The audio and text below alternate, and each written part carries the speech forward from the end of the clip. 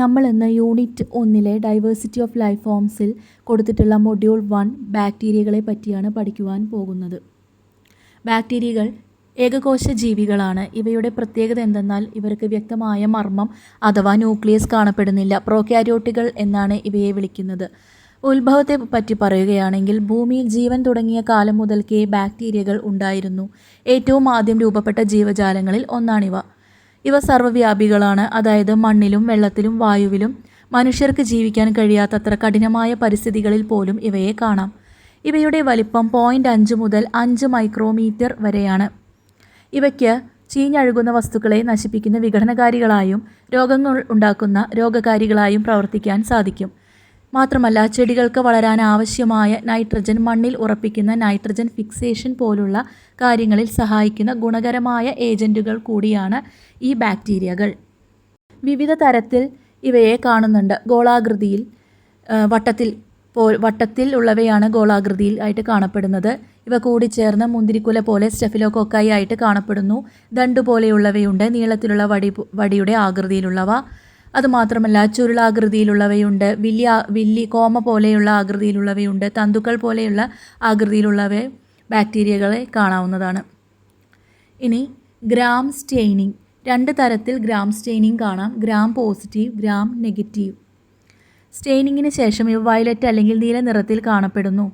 കോശഭിത്തിയുടെ പെപ്റ്റിഡോഗ്ലൈക്കോൺ കട്ടിയുള്ള പാളിയായി കാണപ്പെടുന്നു. ഉദാഹരണം സ്റ്റെഫിലോകോക്കസ് ആണ്. ഗ്രാം നെഗറ്റീവ് ആണെങ്കിൽ ഇവ പിങ്ക് നിറം അല്ലെങ്കിൽ ചുവപ്പ് നിറത്തിൽ കാണുന്നു. ഇവയുടെ കോശഭിത്തിയിൽ പെപ്റ്റിഡോഗ്ലൈക്കോൺ പാളി വളരെ നേർത്തതാണ്. ഉദാഹരണം ഈക്കോളൈ. ഓക്സിജൻ ആവശ്യമായവയെ എയറോബുകളെന്നും ആവശ്യമില്ലാത്തവ എനേറോബുകളെന്നും പറയുന്നു.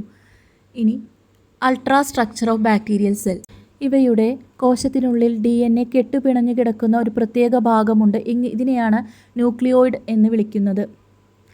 ഇതിനെ പൊതിഞ്ഞ ന്യൂക്ലിയർ മെംബ്രെയിൻ ഇല്ലാത്തതുകൊണ്ട് ഇതിനെ നെയ്ക്കഡ് DNA എന്നും പറയാറുണ്ട്. പ്ലാസ്മിഡ്. വട്ടത്തിലുള്ള സ്വയം വിഭജിക്കാൻ കഴിവുള്ള DNA തന്മാത്രകളാണ് പ്ലാസ്മിഡുകൾ. ആകൃതിയും സംരക്ഷണവും നൽകുന്നത് കോശഭിത്തിയാണ്. ഇത് പ്രധാനമായും പെപ്റ്റിഡോഗ്ലൈക്കോൺ എന്ന പദാർത്ഥം കൊണ്ടാണ് നിർമ്മിച്ചിരിക്കുന്നത്. പ്രോട്ടീൻ നിർമ്മാണത്തിൽ പങ്കുവഹിക്കുന്ന കോശാംഗങ്ങളാണ് റൈബോസോമുകൾ.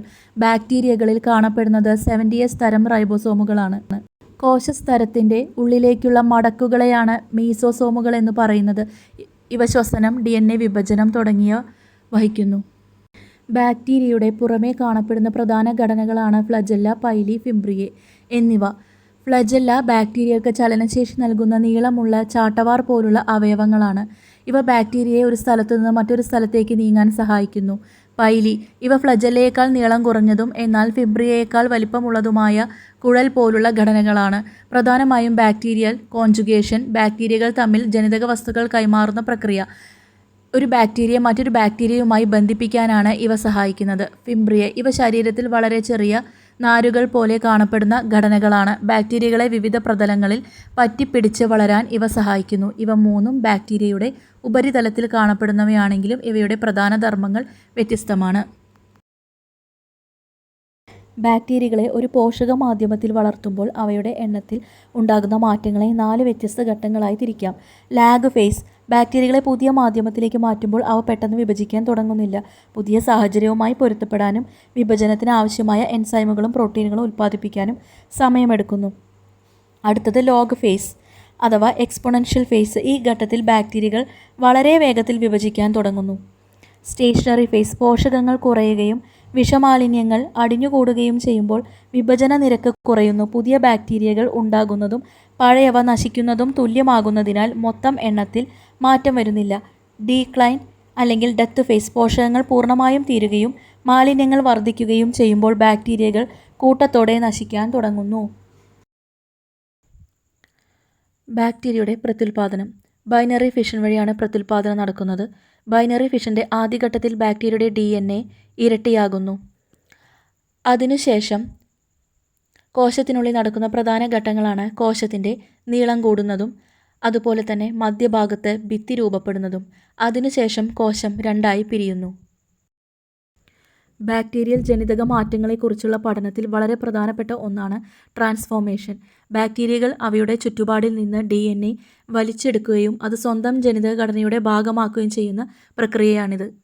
ഫ്രെഡറിക് ഗ്രിഫിത്താണ് ഇത് കണ്ടുപിടിച്ചത്. ഒരു ബാക്ടീരിയയിൽ നിന്നും വേറൊരു ബാക്ടീരിയയിലേക്ക് ജനിതക വസ്തു കൈമാറുന്ന വൈറസുകളെയാണ് ബാക്ടീരിയോഫേജുകൾ എന്ന് പറയുന്നത്. ഇനി ജനറലൈസ്ഡും സ്പെഷ്യലൈസ്ഡും ആയിട്ടുള്ള ട്രാൻസ്ഡക്ഷൻസ് എന്തൊക്കെയാണെന്ന് നമുക്ക് നോക്കാം. ബാക്ടീരിയൽ ക്രോമസോമിൻ്റെ ഏതു ഭാഗവും ഉൾപ്പെടുന്നതാണ് ജനറലൈസ്ഡ്. എന്നാൽ സ്പെഷ്യലൈസ്ഡ് ട്രാൻസ്ഡക്ഷനിൽ ബാക്ടീരിയൽ ക്രോമസോമിലെ ചില പ്രത്യേക ഭാഗങ്ങൾ മാത്രമാണ് ഉൾക്കൊള്ളുന്നത്. ഇനി ജനറലൈസ്ഡ് ട്രാൻസ്ഡക്ഷനിൽ ലൈറ്റിക് സൈക്കിളിൻ്റെ സമയത്താണ് അത് സംഭവിക്കുന്നത്. എന്നാൽ സ്പെഷ്യലൈസ്ഡ് ട്രാൻസ്ഡക്ഷൻ ആണെങ്കിൽ ലൈസോജനിക് സൈക്കിളിൽ നിന്ന് ലൈറ്റിക് സൈക്കിളിലേക്ക് മാറുമ്പോഴാണ് അത് സംഭവിക്കുന്നത്. അടുത്തത് കോൺജുഗേഷനാണ്. 6 പൈലസ്. കോൺജുഗേഷൻ നടക്കണമെങ്കിൽ ദാതാവായ ബാക്ടീരിയ ഒരു പ്രത്യേക ഘടന ഉണ്ടാക്കണം. ഇതിനെയാണ് സെക്സ് പൈലസ് എന്ന് പറയുന്നത്. ഇത് സ്വീകർത്താവായ ബാക്ടീരിയയുമായി ബന്ധപ്പെടാൻ സഹായിക്കുന്നു. എഫ് പ്ലാസ്മിഡ് കൈമാറ്റം. സാധാരണയായി ഈ പ്രക്രിയയിൽ എഫ് പ്ലാസ്മിഡ് ആണ് കൈമാറ്റം ചെയ്യപ്പെടുന്നത്. പ്ലാസ്മിഡ് ലഭിക്കുന്ന സ്വീകർത്താവായ ബാക്ടീരിയ പിന്നീടൊരു ദാതാവായി F+ ആയി മാറുന്നു. ലെഡർബർഗ്, ടാറ്റം എന്നീ ശാസ്ത്രജ്ഞരാണ് കോൺജുഗേഷൻ ആദ്യമായി കണ്ടെത്തിയത്.